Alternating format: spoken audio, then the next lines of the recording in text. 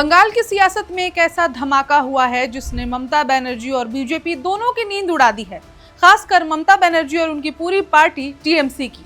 असदुद्दीन ओवैसी की एंट्री हो चुकी है बंगाल चुनाव में, और वो भी एक ऐसे चेहरे के साथ जिसका नाम पहले से ही विवादों में रहा है। सवाल बड़ा है, क्या बंगाल में वोटों का गणित अब पूरी तरह से बदलने वाला है, और आखिर ओवैसी किसके साथ गठबंधन में बंगाल चुनाव में मैदान में उतर चुके हैं।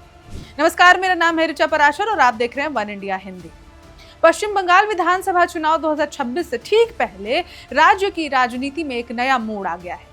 एआईएमआईएम चीफ असदुद्दीन ओवैसी ने ऐलान कर दिया है कि उनकी पार्टी अब बंगाल में चुनाव लड़ेगी, और वो भी गठबंधन के साथ। ये गठबंधन हुआ है हुमायूं कबीर की पार्टी आम जनता उन्नयन पार्टी के साथ। यही वो नाम है जिसने बाबरी मस्जिद जैसे बयान देकर पहले ही सियासत में भूचाल ला दिया था।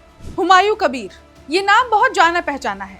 बीते साल हुमायूं कबीर ने ऐसा कुछ किया था जिसके बाद हुमायूं कबीर सिर्फ बंगाल ही नहीं बल्कि पूरे भारत में जाने पहचाने जाने लगे। बाबरी मस्जिद का निर्माण करने मुर्शिदाबाद चल पड़े। अब आगे बढ़ने से पहले ये जानते हैं कि कब है बंगाल में चुनाव। 23 अप्रैल और 29 अप्रैल को बंगाल में चुनाव होने वाले हैं। उसके बाद 4 मई को उसकी रिजल्ट भी सामने आ जाएगी। कुल 294 सीटों पर चुनाव होने वाला है। अब इसके बाद चलिए आप जानते हैं कि कितनी सीटों पर लड़ेंगे ओवैसी। ओवैसी ने साफ कर दिया है कि एआईएमआईएम इस गठबंधन में 8 सीटों पर चुनाव लड़ेगी। इनमें बीरभूमि में 3 सीट है, मुर्शिदाबाद में 3 सीट है और मालदा में 2 सीटें हैं।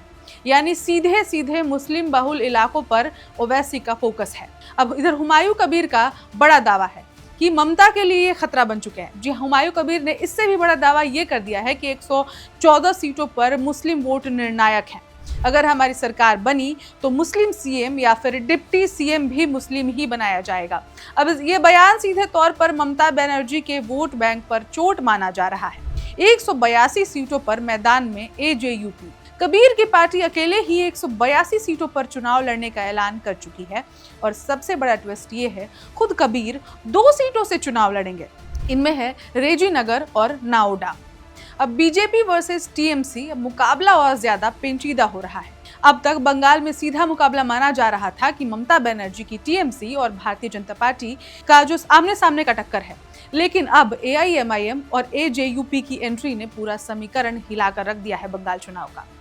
विशेषज्ञ मानते हैं ये गठबंधन वोट कटवा नहीं बल्कि गेम चेंजर साबित हो सकता है, और ओवैसी खेला करने में माहिर हैं।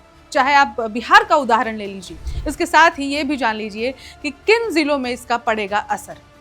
मुर्शिदाबाद, मालदा और बीरभूमि, इन तीनों जिलों में मुस्लिम वोट निर्णायक हैं, और यही एआईएमआईएम फोकस कर रही है। तो बंगाल में अब मुकाबला सिर्फ टीएमसी वर्सेस बीजेपी का नहीं रहा।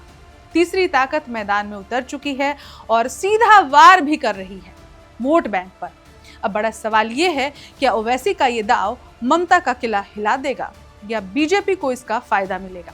कहीं ना कहीं बीजेपी और टीएमसी भी ये समझ रही है ओवैसी और हुमायूं कबीर के इस गठबंधन से बीजेपी को ही फायदा मिलने वाला है। हालांकि बीजेपी के लिए राह इतना आसान नहीं है, क्योंकि ममता बनर्जी के अपने कट्टर वोटर्स भी हैं। अब बंगाल में इस नई सियासी जंग में हर सीट, हर वोट और हर गठबंधन अब इतिहास बदल सकता है, और बंगाल चुनाव के पल पल के खबरों पर हमारी नजर बनी हुई है। कुछ भी नया अपडेट आएगा आपको दिखाते रहेंगे। बने रहिए वन इंडिया हिंदी के साथ। Subscribe to One India and never miss an update. Download the One India app now.